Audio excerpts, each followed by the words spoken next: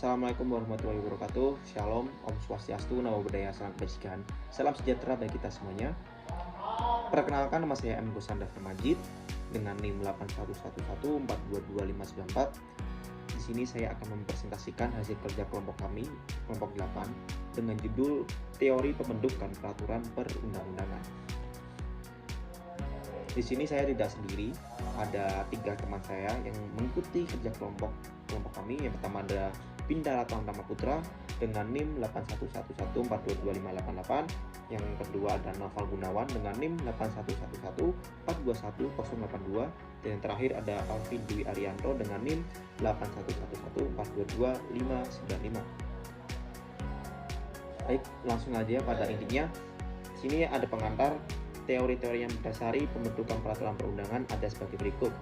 Yang pertama ada teori kedaulatan rakyat, yang kedua ada teori pemisahan kekuasaan, yang ketiga ada teori negara hukum, keempat ada teori keadilan sosial, yang kelima ada teori hukum alam, yang keenam teori positisme hukum, yang ketujuh teori konsensus sosial, dan yang terakhir ada teori utilitarianisme. Di sini saya menjelaskan definisi peraturan perundang-undangan. Peraturan perundang-undangan adalah aturan yang dibuat oleh lembaga yang berwenang seperti DPR dan Presiden yang bersifat mengikat dan digunakan untuk mengatur hubungan antar negara dan masyarakat serta antar individu dalam masyarakat. Tujuan dari peraturan perundang-undangan ini adalah untuk menciptakan ketertiban, keadilan, dan kepastian hukum di masyarakat. Ini juga bertujuan untuk melindungi hak asasi manusia, mendukung pembangunan, serta mengatur tata kehidupan masyarakat yang adil. Definisi peraturan perundang-undangan. Fungsi peraturan perundang-undangan dalam sistem hukum antara lain, yang pertama ada pengaturan tata kehidupan sosial, yang berarti menetapkan norma dan aturan yang harus diikuti oleh warga negara. Yang kedua ada menjamin keadilan, yang berarti memastikan hak dan kewajiban setiap individu dilindungi secara adil. Yang ketiga, pencipta stabilitas sosial, menjaga ketertiban dan stabilitas dalam kehidupan berbangsa dan bernegara. Lalu yang selanjutnya, penyelesaian sengketa. Ini memberikan dasar hukum untuk menyelesaikan perselisihan yang timbul antara pihak-pihak yang terlibat.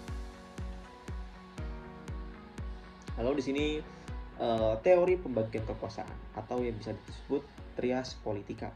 Trias politika adalah teori pemisahan kekuasaan yang dikembangkan oleh Montesquieu dalam bukunya The Spirit of Law 1748. Tujuannya adalah untuk mencegah penyalahgunaan kekuasaan dengan membagi kekuasaan pemerintahan menjadi 3 cabang utama. Yang pertama adalah legislatif, membuat undang-undang seperti DPR, parlemen. Yang kedua ada eksekutif, melaksanakan undang-undang itu seperti presiden. Yang ketiga yudikatif, menegakkan hukum dan mengadili pelanggaran. Itu contohnya ada Mahkamah Agung dan Mahkamah Konstitusi. Prinsip ini, utama teori ini adalah check and balance, di mana setiap cabang memiliki kewenangan masing-masing dan saling mengawasi agar tidak adanya penyalahgunaan kekuasaan. Sistem ini diterapkan dalam berbagai bentuk di negara-negara demokrasi. Assalamualaikum warahmatullahi wabarakatuh. Perkenalkan, nama saya Pindala Tama Putra dengan NIM belakang 588. Sini saya akan menjelaskan beberapa slide terkait definisi peraturan perundang-undangan dan definisi terkait trias politika. Definisi peraturan perundang-undangan. Peraturan perundang-undangan adalah aturan yang dibuat oleh lembaga yang berwenang seperti DPR dan Presiden yang bersifat mengikat dan digunakan untuk mengatur hubungan antara negara dan masyarakat serta antar individu dalam masyarakat. Tujuan dari peraturan perundang-undangan adalah untuk menciptakan ketertiban, keadilan, dan kepastian hukum di masyarakat.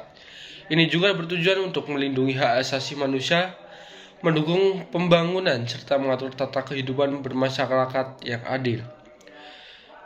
Fungsi peraturan perundang-undangan dalam sistem hukum antara lain pengatur tata kehidupan sosial, yaitu menetapkan norma dan aturan yang harus diikuti oleh warga negara, menjamin keadilan, memastikan hak dan kewajiban setiap individu dilindungi secara adil, pencipta stabilitas sosial, memastikan hak dan kewajiban setiap individu dilindungi secara adil dan menjaga ketertiban dan stabilitas dalam kehidupan berbangsa dan bernegara. Yang terakhir adalah penyelesaian sengketa. Kemudian, teori pembagian kekuasaan atau trias politika. Trias politika adalah teori pemisahan kekuasaan yang dikembangkan oleh Montesquieu dalam bukunya The Spirit of Law tahun 1748.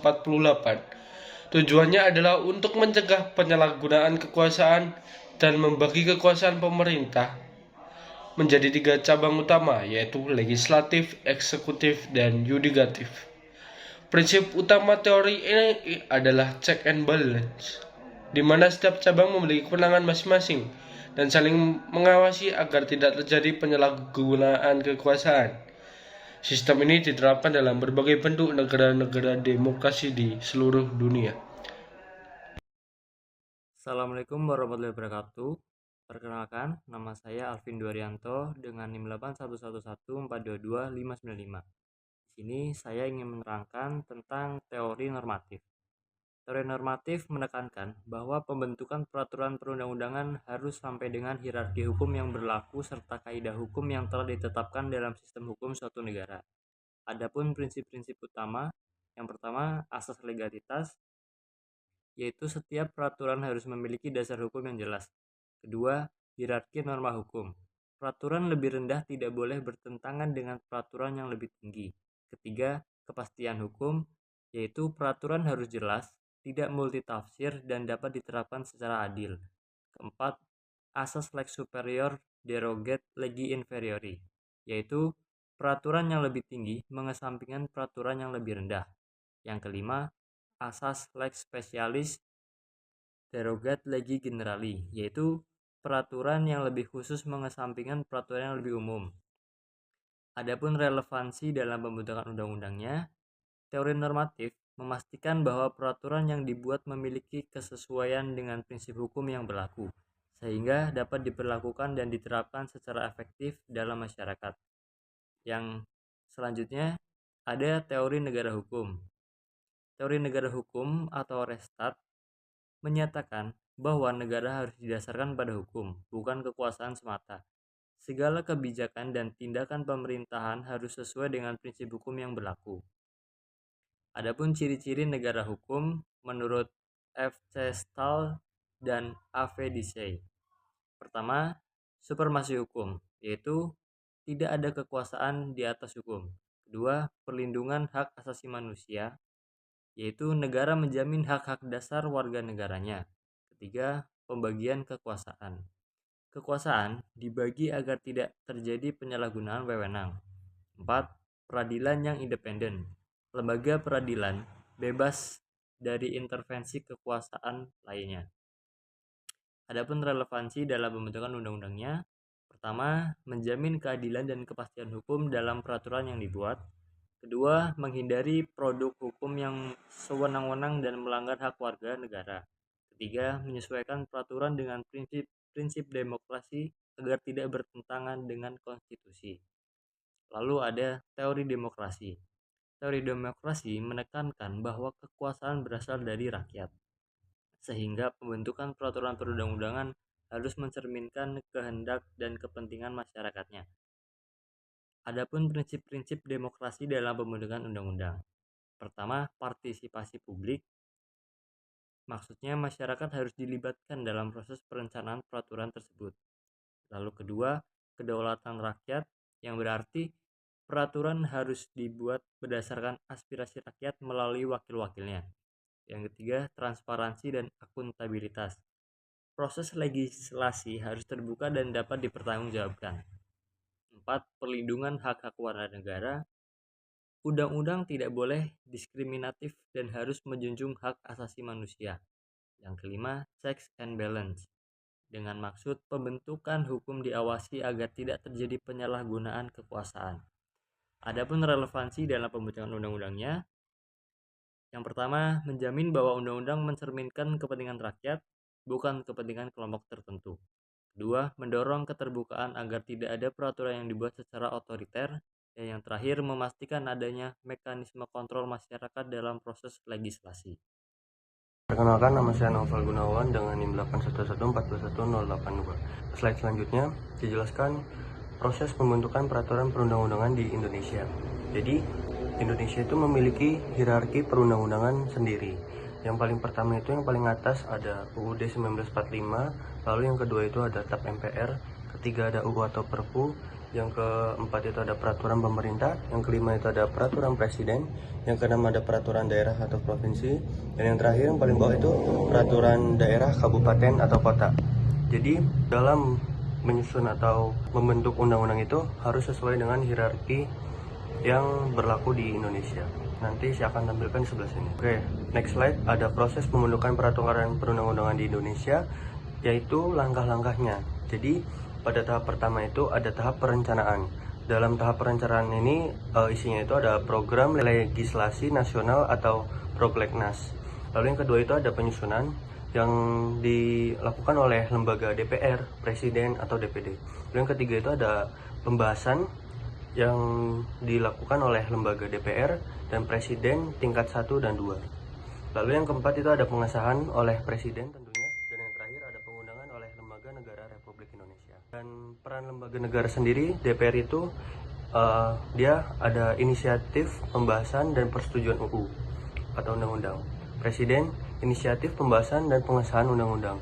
DPD usul RUU terkait otonomi daerah. Kementerian atau lembaga pembentukan peraturan pemerintah, PRD, dan kepala daerah itu pembentukan peraturan daerah. Lanjut di slide terakhir, yaitu kesimpulan. Jadi kesimpulan materi ini adalah pembentukan peraturan perundang-undangan sangat dipengaruhi oleh berbagai teori yang mendasarinya, seperti teori pembagian kekuasaan atau kita biasa sebut trias politika, lalu ada teori kedaulatan rakyat, lalu ada teori legalitas, teori normatif, dan teori negara hukum, dan lalu ada teori demokrasi. Masing-masing teori ini memiliki peran penting dalam memastikan peraturannya yang dibentuk sah, adil, dan berorientasi pada kepentingan masyarakat. Dalam proses pembuatan peraturan ini melibatkan berbagai macam lembaga negara seperti legislatif, eksekutif, yudikatif, serta partisipasi aktif dari rakyat. Menciptakan sistem hukum yang transparan dan dapat dipertanggungjawabkan. Memahami teori-teori ini adalah langkah penting dalam memastikan pembentukan peraturan yang efektif dan sesuai dengan prinsip hukum yang berlaku. Dan referensi materi ini ada 5. Yang pertama dari buku Hans Kelsen, yang kedua ada Jilmi Asikdi, perihal perundang-undangan, yang ketiga ada Maria Farida Indriati S, ilmu perundang-undangan, yang keempat ada Nikmah Huda, ilmu perundang-undangan, dan yang terakhir ada Sujono Sukamto dan Sri Marmuji tentang penelitian hukum normatif. Baik, sekian dari saya. Terima kasih.